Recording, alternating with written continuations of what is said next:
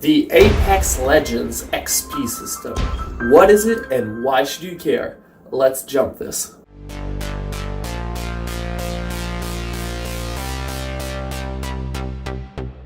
How's it going, guys? It's TiPit here, and after only 2 weeks of this game being out and hitting millions of players, Apex Legends has truly declared itself as being one of probably the most successful of all the battle royales out there. Something that's very interesting is how its XP system is really formulated around teamwork and the right bases. It reminds me a ton, okay, Battlefield fan here, it reminds me a ton of how the Battlefields really manage their XP system to promote good teamwork.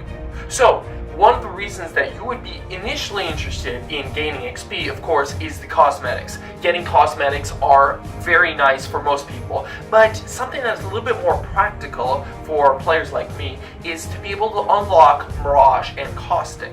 Now, when you level up, every time you level up, you need XP to level up, but anytime that you level up, you are given a crate, and once you get that crate, I mean, technically it's their Apex loot, but it's just a box, okay? We get it. Same deal.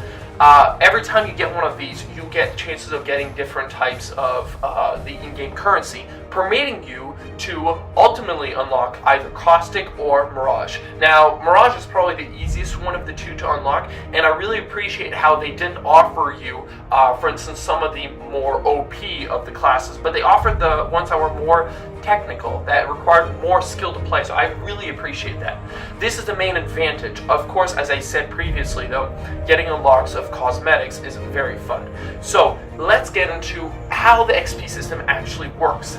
Now, this system, as I said previously, is very, very well crafted, and the most important thing that really determines your XP is the first out of the listing is if you survive long. So the ratio of how much XP you make per second survived is a ratio of 3 XP per second. So this is the fastest and easiest way of getting XP in this game. So if, for instance, if you survive 700 seconds, you multiply that by 3 and you get thousands of XP. No other way is as easy to make thousands of XP in the game. The other next way is per kills. Now, per kills, it's surprising because the game really didn't want people to just go and kill snipe people, and just get the last shot on a guy just to get the kill, which is really nice because that would definitely defeat teamwork. And it's only 50 XP per kill. And most of even the best players don't really even hit much more than 20 kills a game, if that. Therefore, your XP potential just from kills isn't even that exceptional, and most players hitting 1 or 2 kills won't really be seeing anything worthy from the XP of that. So don't run around trying to get kills just for the XP, it doesn't matter. The next thing is damage done. Now, here's something that I really appreciate because it's a lot of thinking, okay?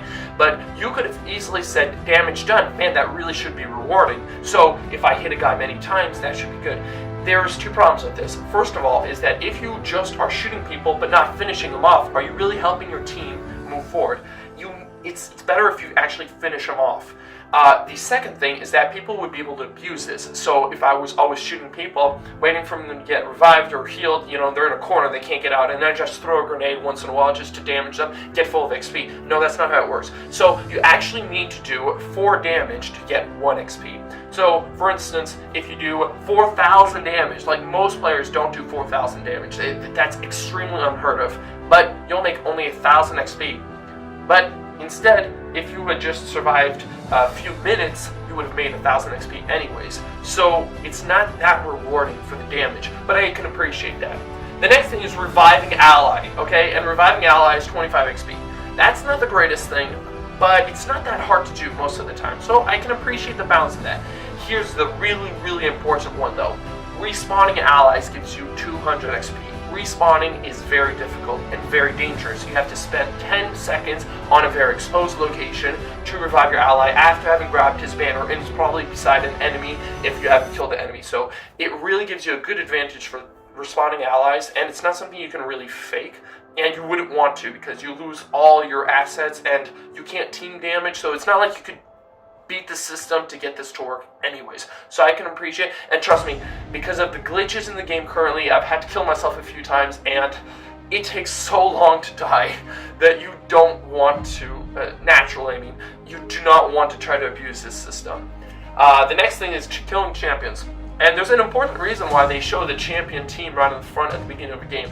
It's because it actually has a tremendous amount of XP. 500 XP is really, really worth it. I've killed 2 champions one game, and 1000 XP is a great boost. And there is no faster way to make XP, but it's really inconsistent because you can't necessarily find that squad. There's no special marking to know where they're dropping. So it's not something you can consistently run on, but it is definitely something that is an added advantage for killing the most skillful player in the match, or just about. After that is being the kill leader. Now this is a yes-no type situation.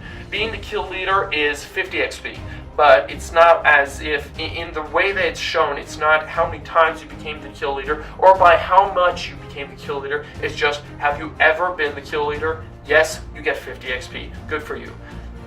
I appreciate they give you an advantage to that, but it's not really the most explosive thing. After that, it's playing with friends, so that's a 5% XP boost, which I don't really know because I never play with friends. And the last thing, which is actually the first thing that shows up when you win, is you get 900 XP for winning a match. This is about the only thing that I think could be refined, because 900 XP is a little bit paltry when you consider that surviving just for a few minutes you get 1000. So I really would like to see this turned up to maybe a 9,000? Maybe 9,001, just to be able to, it's over 9,000. Okay, anyways, that could be really interesting. But as you guys can see, generally the XP system is not something you can cheat. And it promotes teamwork, and it doesn't promote people spamming certain actions to get a lot of XP. And the best way of getting XP is just surviving. And unless you're just hiding in the woods, could be really boring and very lame of you, but that's pretty much the best way of making XP. So even a noob, total noob, the guy can't even shoot anything, if he just survives, he's going to make more XP than people that got many kills in the early game and then died 3 minutes in. Guys, I hope this helped. If you guys did appreciate it, please leave a like because I want to know what you guys think. Have an excellent day.